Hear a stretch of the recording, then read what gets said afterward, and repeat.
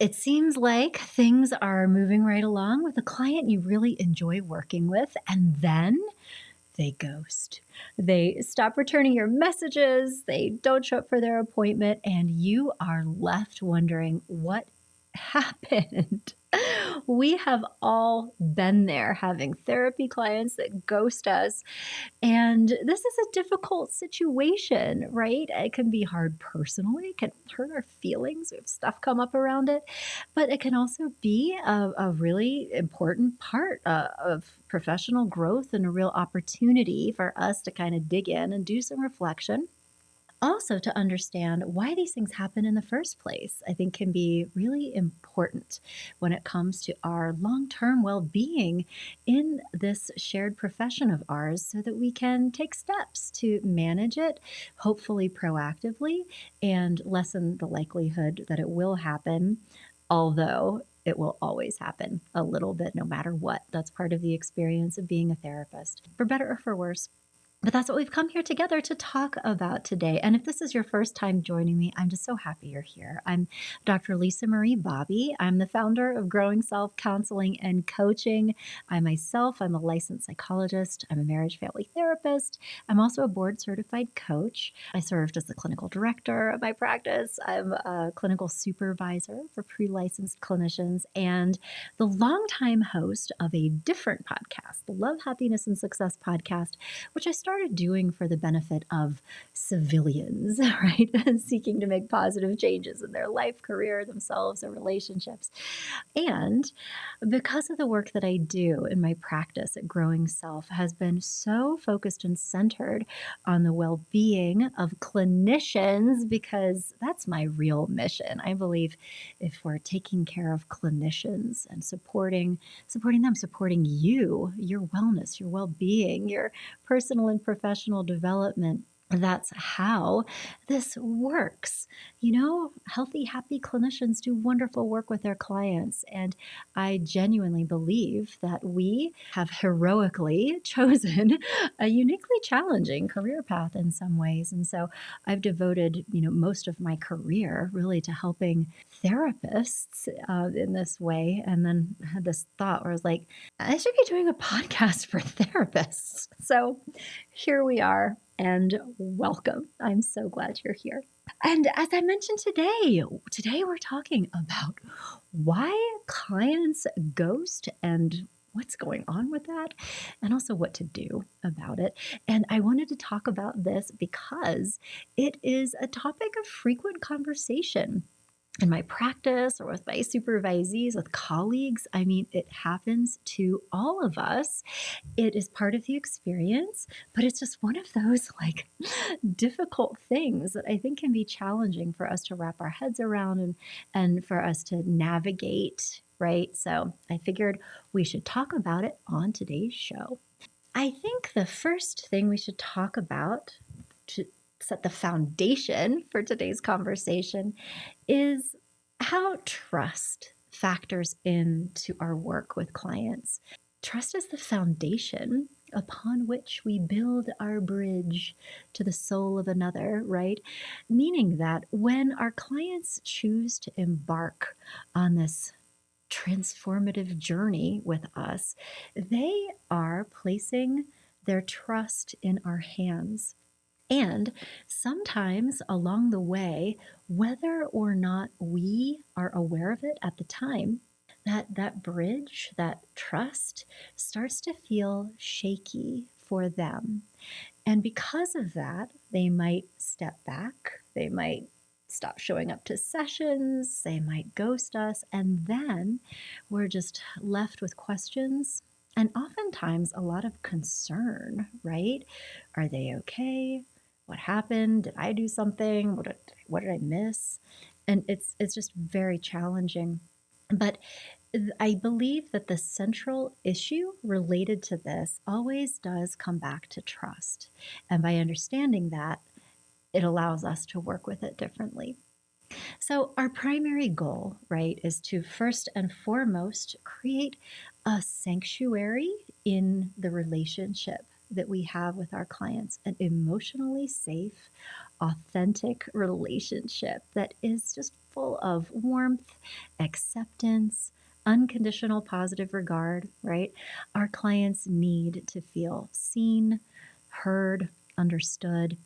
And as part of that, it is crucial for us to be broaching regularly heart to heart conversations with them about how this is going, how it's feeling for them, and helping them talk about dark emotions related to their work with you that they may not broach themselves. They may not trust the relationship. They might worry that something bad would happen or that it wouldn't matter anyway. I mean, whatever their inner narrative is.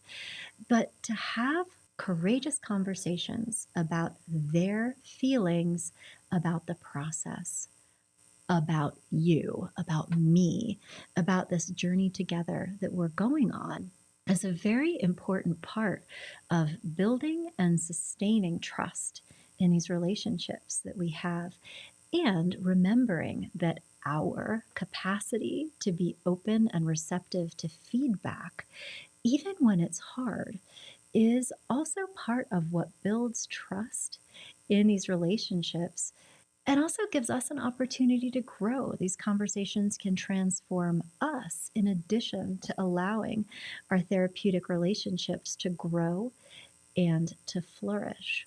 And so, by asking clients frequently, every session, open their hearts, share their true feelings about the therapy process, their progress. Is this working for you? How is it feeling?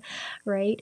And giving them opportunities to talk about that and openly acknowledging that there are many different ways to go about this. I have so many different modalities at my disposal. I operate different ways with different clients because different people need different things from me, and I want to be that for you. But I can't do that unless I know how this is feeling and what you need. And so, simply by making it a practice to broach those kinds of conversations, you're proactively talking about things that you might not know otherwise that could be barriers to their continued relationship with you and could contribute to ghosting if that's not, being discussed. So that is really important to consider. Additionally, when we do this, we also have opportunities to talk to clients about their relational patterns that they might be bringing into the therapeutic relationship with us, like avoidance, passive aggressive tendencies. They may have constructed a narrative about us that is untrue, right? Classic psychoanalytic projection kinds of things. But understanding their feelings about their work with us and the factors that could contribute to ghosting is part of how we can crack into that and have conversations about their patterns and how those patterns are showing up in their relationships with us. So our first job, of course, is to recognize these patterns, but also broach them and use the relationship and the experiences that we're having with our clients in an emotionally safe way that gives them the opportunity for reflection, for authentic feedback from you, but also strengthens that trust in the relationship, that it's okay to be talking about things, helping them understand that this is part of the work. The feelings that you are having about me as your therapist and are talking about that is part of how this works. They don't know unless we're saying that out loud. So I think that is a piece of understanding ghosting in therapy clients, but also, how we are operating generally in ways that can not just minimize that from happening, but really open the door to a very rich chapter in our relationships with our clients. So, of course, in order to do this, we need to foster a culture of emotional safety, emotional communication, open communication, and again, being receptive and non defensive. If your client is telling you something that maybe you didn't know about how they're experiencing you, that you would like, ooh, I didn't know that. We have to take it in. And then hopefully use that as a tool for our own growth work, professional development, and deeper understanding, not just of them, but also of ourselves, right? So That's one idea and one strategy. And then there's also another reality that we need to talk about, which is that there are also times when clients ghost us, therapy clients ghost, coming from moments of disconnection in our therapeutic relationship, like as in a rupture. It could be that we made a misstep, we offended them, crossed a boundary, or were conducting our practice with them in a way that felt bad for them. They maybe were feeling emotionally overwhelmed or threatened, you know. I've had this experience with myself and with many other therapists that we are extremely comfortable in talking about difficult things. We are very familiar with the darkness, and we're used to talking about things that most people don't talk about, right? And so I think it can be easy for us to forget how challenging and different and really sometimes even threatening engaging in a relationship with somebody like us can be. I mean, we go deep. That's good for us. Other people is different. And so even just to be recognizing that and very aware of that, because if we're not, it can create ruptures that we don't even know about until it's too late. And I've certainly had this happen to me when I'm going too fast or too far, or being more direct than maybe I should have been, given the situation. Have made missteps and have had clients who did not like that and ended their relationship with me because of it. And in these moments, I have found immense value in my own circle of support, my own consultation group, colleagues that I love and trust. And I think that's why it's so vitally important for us as therapists to have safe spaces to share our stories without fear of judgment or criticism or shame, right? But with other people who have also been there, who can certainly commiserate, but also ideally provide us with feedback, helping us see our blind spots to help us learn and grow because of going through these opportunities. And so that's why it's so incredibly important to have a mentor, a consultation group, a consultation partner, whatever it is that can help us really develop that ability, first of all, to have a safe place where it's okay to make mistakes and, have that be acknowledged and validated just as part of our own emotional self-care, but also have support in using these moments as very important personal and professional growth opportunities that sometimes can be difficult to crack into if you're just on your own. I mean, it can be very easy to be like, well, they've always been avoidant or whatever, like blame the client for XYZ, or, well, they couldn't afford it, whatever it is. Those things might be true. And it's also just so important for us to think, and was there something that I could have done differently? Again, not in a shaming, self-blaming, or self-recriminating way, but we are here to promote growth and evolution in the clients that we seek to serve, and we need to be doing that for ourselves too. And taking feedback or thinking about our own process is the way to do that for ourselves. Those could be two reasons why clients ghost, and there is also another. And I think that this is probably one of the most common and also the most invisible reasons why clients will ghost. Coming back to that original idea of trust, right? Our clients are coming to us with hope in their hearts. They're investing their time, their energy, their trust, their money with the hope of transformation. They are here for a reason. And if there comes a point where they feel stuck or that they are not going anywhere, there is nothing happening for them as a result of their work with us, they will begin to question the value of our sessions together. And so what that means for us is that, well, first of all, I mean, that's valid. We are here for a reason. We're not just here to like talk to them and be their friends, right? That's We are here in a trusted relationship that is for the purpose of creating some kind of transformation in their lives or in themselves. And if they are not having that experience, particularly if there are private practice clients, why should they keep doing this with us? And so, what that means is that we need to remain present, very engaged, and consistently aligning our therapeutic approach with their needs and goals and hopes and desires. So, we are truly a process guide. We are here to help them go somewhere else.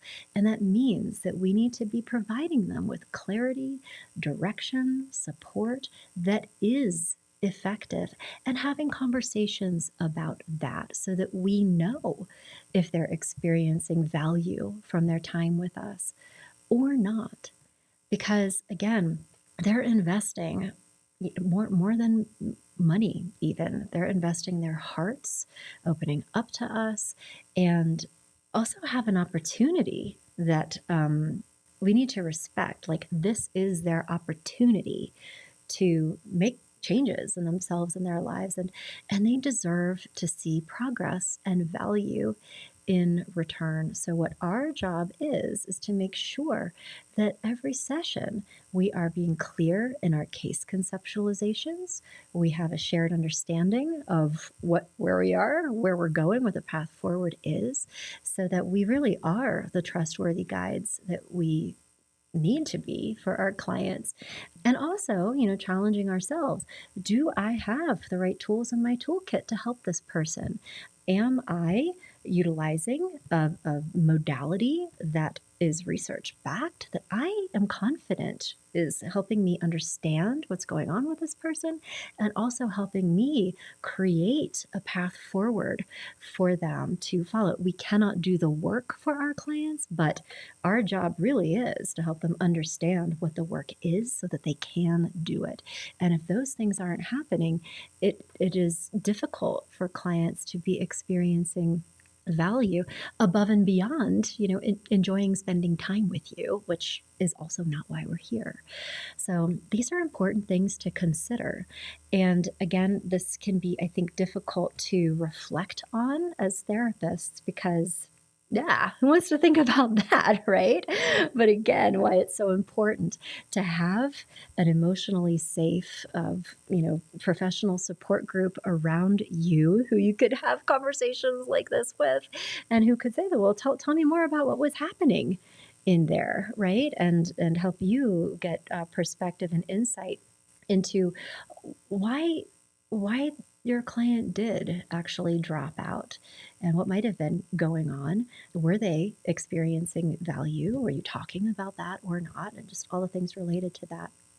And then, very lastly, kind of along those lines, I'll share a personal story.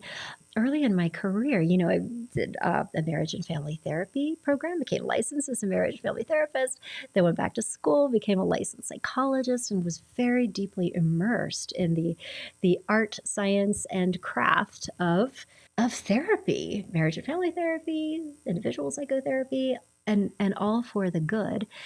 And what I subsequently learned over the course of my fairly long at this point career is that different people really need different things, and traditional therapy may not always be the best path to help our clients really make the changes that they're seeking and move forward, particularly high functioning people who are not coming in for mental health treatment.